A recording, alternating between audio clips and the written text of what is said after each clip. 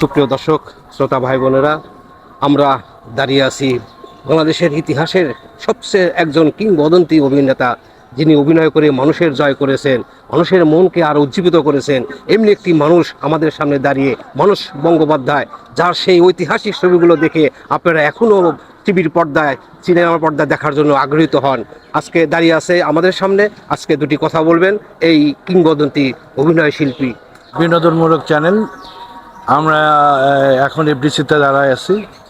আমি মানস বন্দ্যোপাধ্যায়। আমি বলবো যে আরমান এবং মুক্তি প্যানেলে আমাদের শিল্পী সমাজ যারা আছেন, যারা দেশ বিদেশে আছেন, সবাই আমাদেরকে সাপোর্ট করবেন।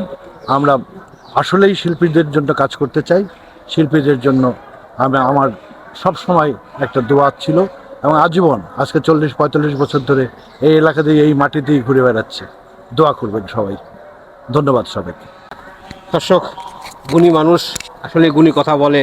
অভিনয় যারা করে বিশ্ব মানুষের মন তারাই জয় করে। এমনি একটি জয় করা মানুষ আজকে আমাদের সামনে দাঁড়িয়ে করবেন। শিল্পীদের জন্য দোয়া করবেন, শিল্পী পরিবারের জন্য। ভালো থাকবেন, সুস্থ থাকবেন। আজকের মতোই আল্লাহ হাফেজ। ধন্যবাদ সবাইকে। Thank you.